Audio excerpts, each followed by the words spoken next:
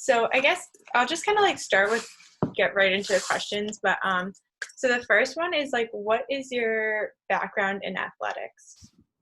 Sure. So the majority of my professional career, are you talking about professional career or just my life? You could talk from like the beginning, how you got into athletics, and then Sure. how that translated to being a professional in athletics. Absolutely. Yeah. So I played sports as a kid, the youngest of five in a large Irish Catholic family. So it kind of comes with the territory. But grew up playing sports in high school. When I was in college, I went to St. Joe's University here in Philadelphia. When I was in college, I got involved in kind of the athletic administration side as a student. So I worked in campus recreation, I worked in the sports information office, and then I worked kind of in a little bit of the game operations and facilities offices as well throughout my 4 years there, just kind of, just getting some experience in the different areas. After that, I pursued a master's degree in sport management from Newman University. And I was towards the end of my years at St. Joe's, I actually started coaching lacrosse next door at what was then Episcopal Academy. And then I carried that into my graduate program as a graduate assistant lacrosse coach for Newman University while completing my master's degree there. But kind of the foray into athletics in terms of my professional career actually has a Drexel twist to it. The former program director for sport management, the late Dave O'Brien, he was a great mentor of mine, a big proponent in kind of how my life trajectory turned out. He kind of got me my first start through an internship up in the city of Boston at Northeastern University, where he was formerly the athletic director there during the 90s and early 2000s, I believe. And he was also at Temple as well. So he kind of got me connected with some people up there, and I had a great graduate internship at the Center for the Study of Sport and Society at Northeastern.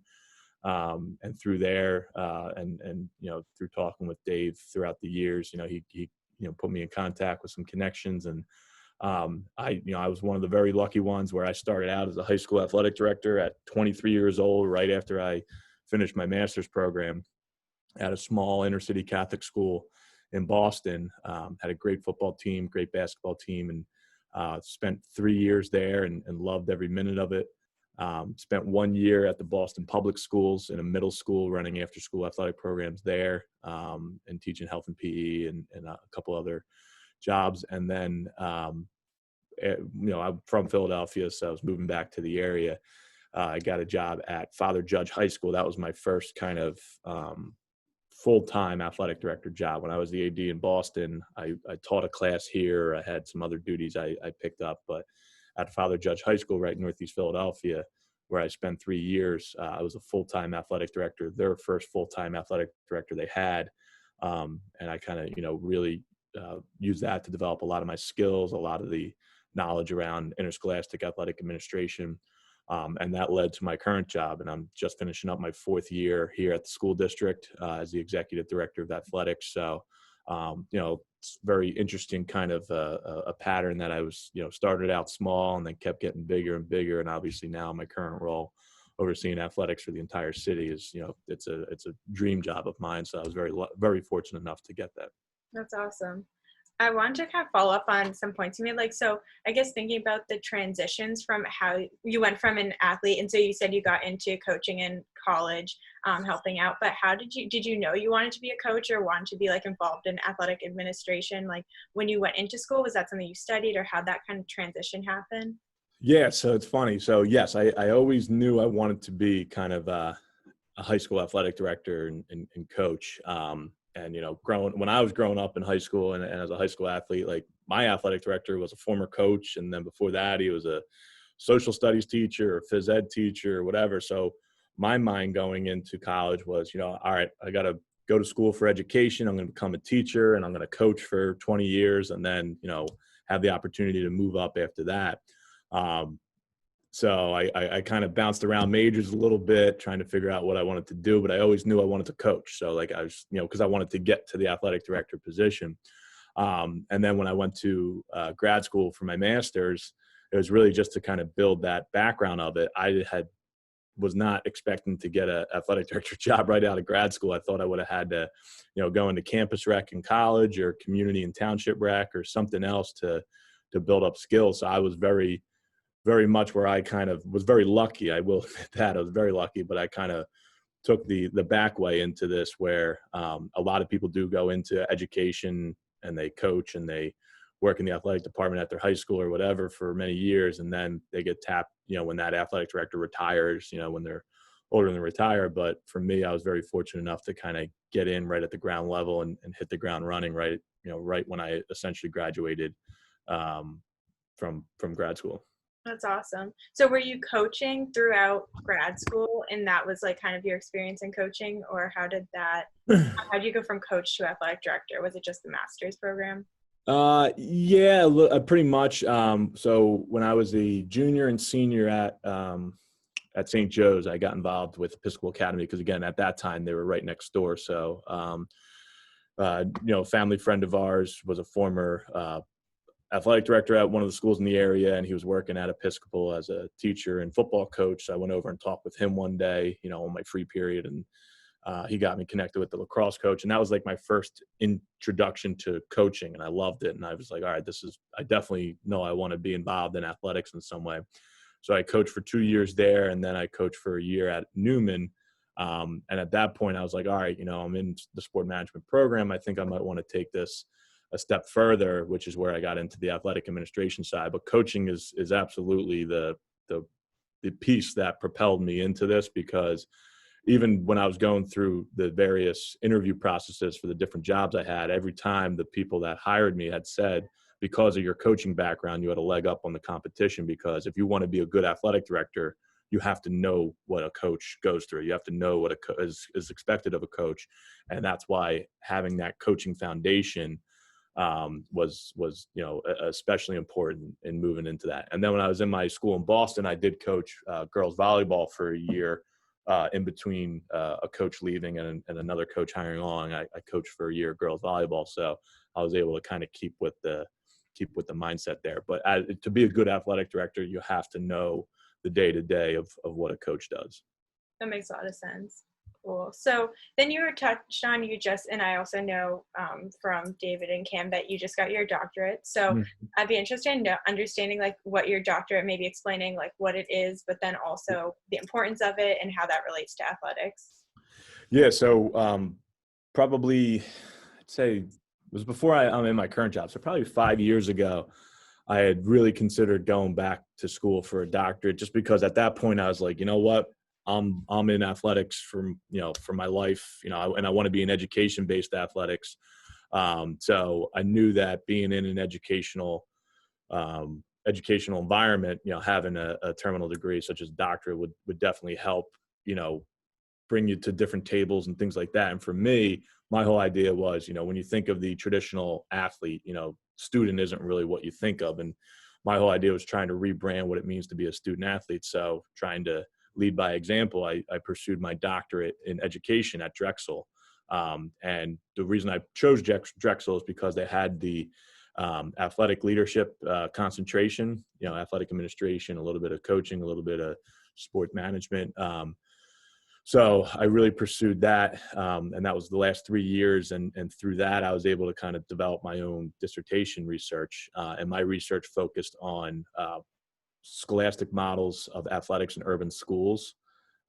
So it was just kind of looking at, and this is what my webinar this afternoon is going to be about, is what issues do we see that are facing kids to be able to participate in athletics in urban school districts, and then how can we meet them where they are, devise different models or devise different structures to eliminate those challenges and barriers that they face. So for the last year, I was working on my dissertation research, and Cam was my supervising professor. So he deserves a lot of credit for getting me across the finish line. But I finished early last month in the beginning of May. It's definitely was a great adventure. I'm very excited to be done. Don't get me wrong, but it was a great process along the way to really kind of deconstruct what I do as a professional in urban schools and in an athletic administration capacity, to deconstruct that, but to do it through the lens of other cities throughout the country. So I had interviewed my counterparts in other large cities throughout the country and looked at what they did at different levels of their programming and how a model could be built that could really impact the most amount of students. Awesome. That sounds really interesting. I guess too, how do you feel that that has changed like your, I guess, outlook on whether it be like athletics or how you are so now you're not an athletic director currently, right? You're So I am not a school-based athletic director. So I'm the executive director of athletics for the school district. Are you local? Are you from the Philadelphia area? no, actually I grew up No. in New Hampshire. Oh, New Hampshire. Okay. It's funny. I've been up to Lake Winnipesaukee many times. Oh yeah, it's wicked nice. Um, so I am the executive director of athletics for the whole school district. So we have 75 or 77 high schools in our city. Each high school has their own athletic director, but I oversee them from a citywide standpoint. So I'm like the league commissioner, if you will. So I'm not a school-based athletic director, but I'm a district-level athletic director. Okay, that makes sense. So I guess how do you feel that your doctorate experience has helped you in maybe like the way you have an outlook on athletics or just your career in general? Like how, and also I guess in regards to Drexel specifically, how did being a part of Drexel help your growth, whether that be personally or professionally? Yeah, so I've been kind of a part of Drexel for a while, ever since I connected with Dave O'Brien back. This was probably 12 years ago when I first connected with him. I would come in and do some guest lectures with him. I had worked with Dr. Amy Giddings with the Philadelphia Coaches Conference for a few years. I had been involved for many years. So Drexel always had kind of a warm place in my heart, and that's why I really wanted to focus on them, because I was familiar with Drexel, but also because they had that concentration in athletic administration where a general doctorate of education, it was an education leadership management that would certainly help propel or open opportunities for me throughout my career. But the fact that I had the concentration in athletic administration, and I know that's where I want to be, that was just kind of a no-brainer for me to take advantage of that and pursue that. So now that I'm looking back and have completed my program, it's something that'll stay with you. So if there's further opportunities to expand, my professional capacity or my career, I know that'll certainly help me, build it out. Not only is it, a degree that helps, but the program itself, how they built it out through educational leadership and, kind of the change theory of management and leadership, and looking at that was really valuable in terms of my own professional career and being able to use it from the classroom and put it into practice. So those were definitely, I really liked how the program was structured itself, but, knowing that I want to be in education for my career, it was something that I always had a goal of pursuing, and I'm glad I did. Awesome. I guess too, this is a little bit random question, but you mentioned in the beginning of talking about getting your doctorate, kind of redefining the role of the student athlete or clarifying the definition, I guess. So what does it mean to you to be a student athlete, and kind of how would you define that? Yeah, so I'll start from again, my entire career has been in urban education, city schools. So oftentimes you kind of get the misconception of what a student athlete is, especially when you get into urban schools. They don't go to class; they just show up to play, and it does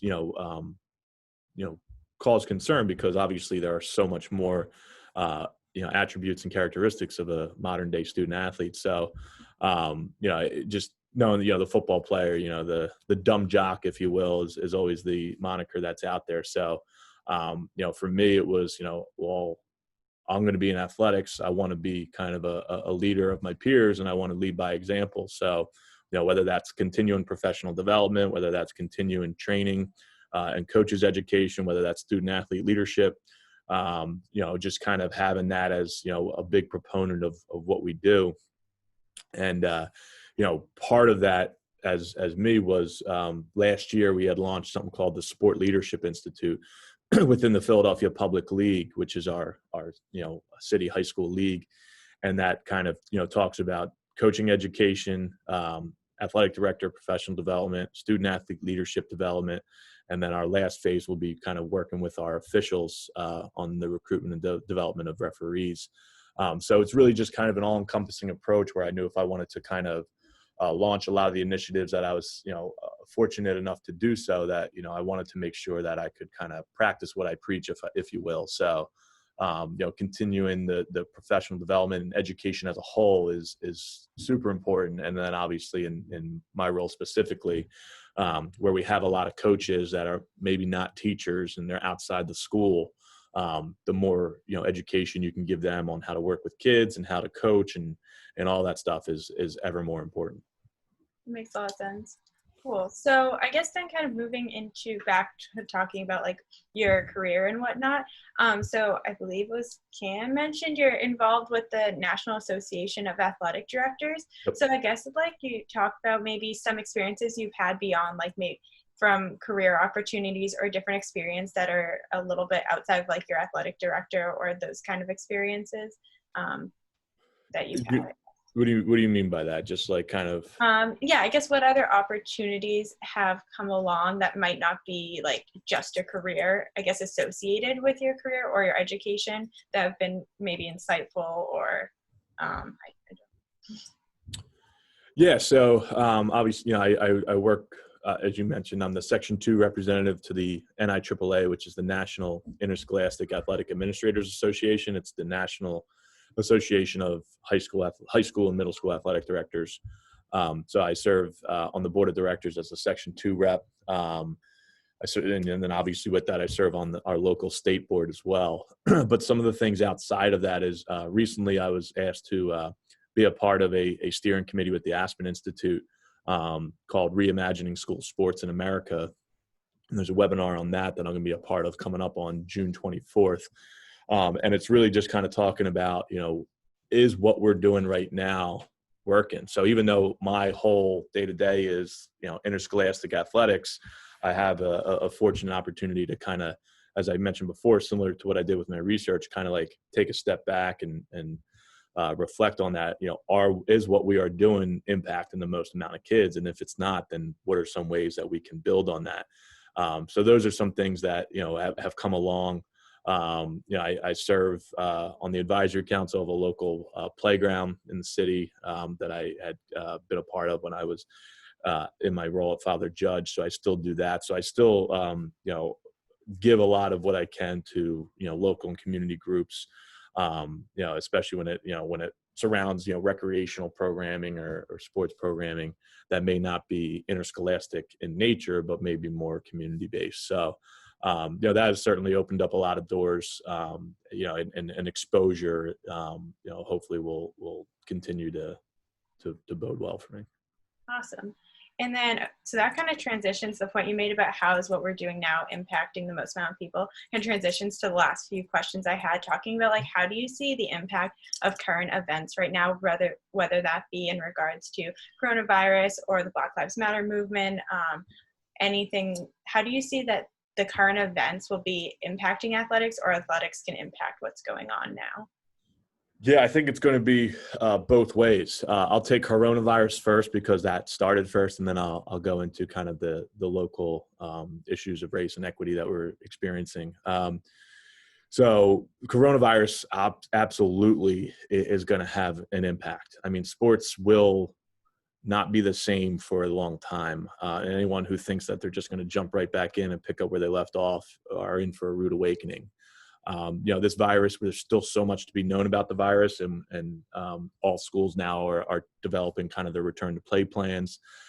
So there is still a lot to be known, a lot to be discussed. But, that may cause us to say, all right, hey, we're going to have to rebuild this because it's not going to be the same as it was before. So does this give us an opportunity to then try and reach more students and do it in a way that's going to be inclusive in nature and not cater to the, elite athletes? The U.S. Olympic Committee had developed the American Development Model in recent years, which was, to kind of bring more people into sport and development and all that kind of stuff. So those kind of things, I think, will certainly begin to play a major role as we recover from the coronavirus pandemic. And I think sports are going to be a big part of how we recover when it is safe, obviously. Because one, you had kids kind of cooped up in their homes for the last 3 months, and they need to get active and they need to but sports is a way to bring people together. I mean, anytime we've had a national crisis in our country, as long as time as long as history has been recorded, sports has played a role in bringing our country back together. Whether that was after, a war, World War II, when we restarted sports, or 9/11 when we had that first game, and the president threw out the first pitch. Those kind of things really bring our country back together. So I know sports are going to play a pivotal role in this, but it's going to be, it's still time to be told as to how we are going to do that. How do we get back to sports in a safe and secure manner, knowing that a lot of our schools are planning for some kind of, online, in-person hybrid approach for the fall. It's going to start with professional teams. It's going to move on to college teams, and then it'll get down to kind of the high school and youth level as well. So that is certainly very upfront and center in terms of how we recover. The Black Lives Matter movement, and the protest and everything calling for the end to systemic racism and inequity. I think sports are going to play a major role in that too, because we've seen our athletes, our professional athletes, start using their platform for positive, and using it to voice their their opinions, and it's great to have our leaders be able to do that, both on and off the field.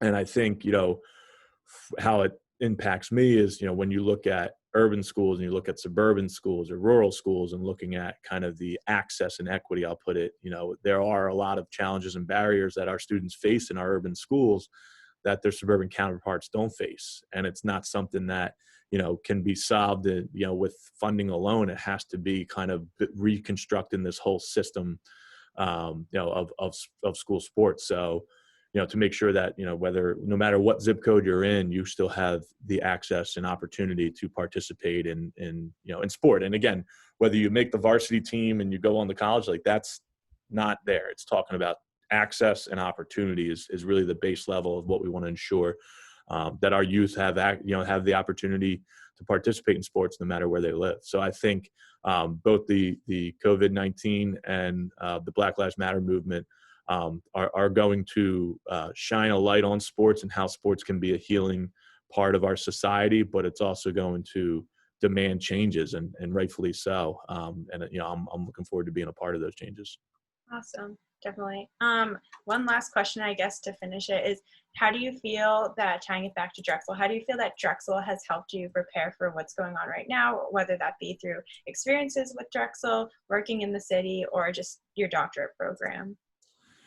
Yeah. So, I think Drexel obviously has had a big impact. Obviously, working with Cam over the last year as my supervising professor, he has really challenged me to think critically about my own research, and think, objectively about it. And as I started interviewing my counterparts in other cities to look at how they do it and how can we have it impacted. So, he's done a great job really kind of pushing me along, but obviously Drexel as a whole, being that civic-minded institution and really standing for kind of, building up their surrounding community, that's obviously had an impact on me, knowing that, I work for the school district, but for the entire city in that capacity. So, just seeing what Drexel has been able to do with that surrounding University City and Palatine and Mantua areas. That's definitely a big highlight in terms of what could be done, and hopefully that we can just continue expanding that and leveraging our resources from everywhere, whether it's nonprofit organizations, whether it's institutions of higher education, foundations, philanthropic initiatives, anything to really kind of challenge the status quo is essentially what it is. And right now the status quo in my world is, this interscholastic level of athletics, and trying to say, all right, how do we get more kids involved, and being able to kind of do that in a way that, may not be the most popular thing, but it's something that needs to be looked at, because as you mentioned, whether it's COVID-19 or whether it's the protests going on about the systemic racism, they all kind of touch upon athletics from the youth up to the professional level. And it's going to, COVID-19 is forcing us to, be creative and innovative and reinvent the wheel, if you will, of athletics, being able to make sure that we can safely return And obviously, when we do that, we need to make sure that equity, inclusion, and access to opportunity are at the forefront. Definitely. All right. Thanks. That was super insightful. So that's pretty much concludes my questions. So I'm going to stop the recording. Okay.